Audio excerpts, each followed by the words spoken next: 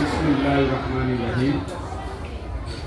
Respected chiefs, dignitaries, guys, President of Sanskrit High School, Principal and Samyana cadres, all parents, and my dear students and this school faculties. बरसात की हर बूंदे बादलों में कैद है, बरसात की हर बूंदे बादलों में कैद है, रक्त का एक एक कतरा हमारी रगों में कैद है। हम आप सभी को भुला कर भी नहीं भुला सकते, क्योंकि आप सभी का प्यार हमारे दिल की धड़कनों में कैद है।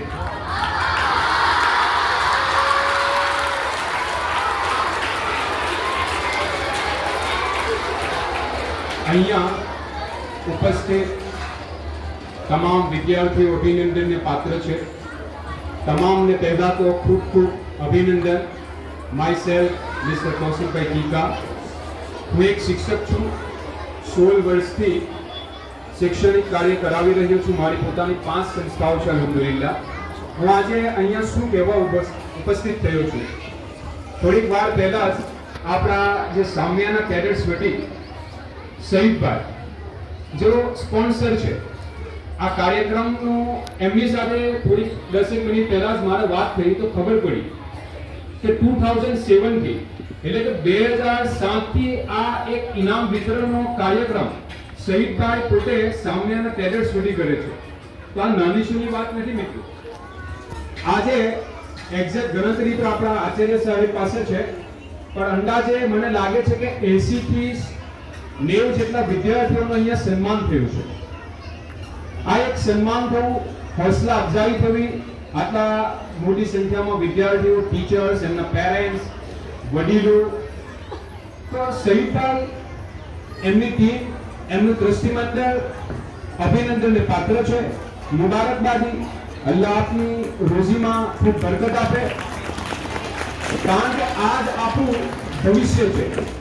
અહીંયા સંસ્કૃત, વલણ, પાલેટ અને આસપાસના ઘણા બધા ગામના વિદ્યાર્થીઓ આવતા હશે। સંસ્કૃત માટે ગૌરવની વાત એ છે, સંસ્કૃત માટે ગૌરવની વાત એ છે કે અમારું આટલું મોટું વલણ, આશરે 20-25 હજારની વસ્તી, 5-5 શાળાઓ। મને યાદ છે જ્યારે મારું સ્કૂલમાં અભ્યાસ ચાલતો હતો, તમારી જેવો હું વિદ્યાર્થી હતો, તો સંસ્કૃતના, પાલેટના અને આજુબાજુના નાના બધા ગામના બાળકો અમારા વલણ ગામમાં ભણવાના આવતા। અયુબ સાહેબ અમારા વલણ ગામમાં આવતા હતા, પણ મને બહુ દુઃખ થાય છે મારા ગામ વિશે પ્રાઇમરી શિક્ષણની વાત કરવા માટે। દુઃખ તો થાય, કારણ કે એ ગામના આપણે વતની હોય। અને આજે સંસ્કૃત ગામની અંદર લગભગ પાછલા 8-10 વર્ષથી અમારા આટલા મોટા વલણ ગામના વિદ્યાર્થીઓ સંસ્કૃતમાં ભણવા આવવું પડે છે। એનો જજ સાહેબ છે, પ્રિન્સિપાલ સાહેબ ઇમરાનભાઈ, એમની આખી ટીમ ને બધા ટીચર્સ, શોએબભાઈ અને બહેનો ઘણી બધી છે, 25-30 હશે, તો બધા ટીચર્સનો હું ખૂબ તહેદિલથી શુક્રગુજાર માનું છું। તમામ વાલીઓ વતી, કારણ કે તમારી ખૂબ મહેનત છે। આ એમના હાથમાં ટ્રોફી છે, પણ એ ટ્રોફીને લાયક બનાવ્યા કોણે? આ ટ્રોફીને લાયક બનાવ્યા કોણે? તો આ બધા ટીચર્સ માટે આપણે પેરેન્ટ્સ ક્લેપિંગ કરીએ, અભિનંદન આપીએ।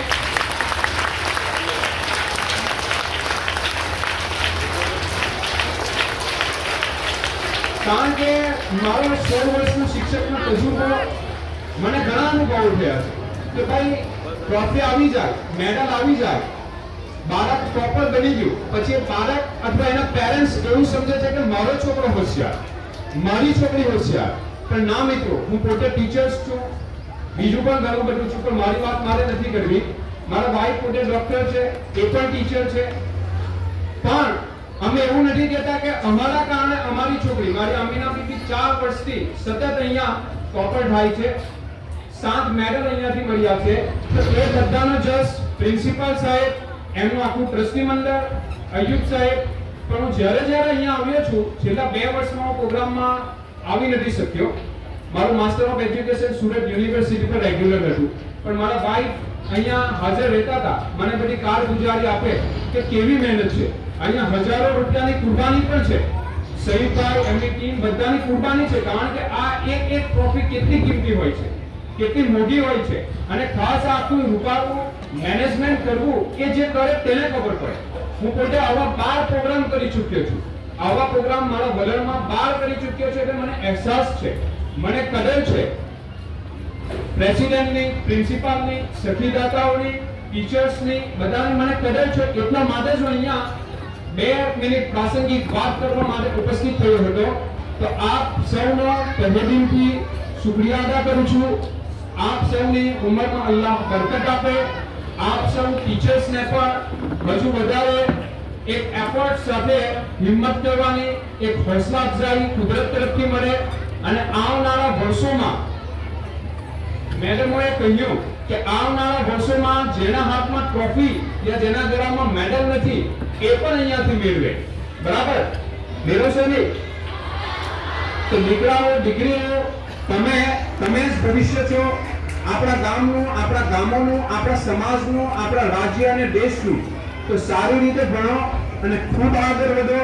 અલ્લાહ તમને તંદુરસ્તી આપે, અને તમારી આખી ટીમ પણ ખૂબ મહેનત કરી રહી છે.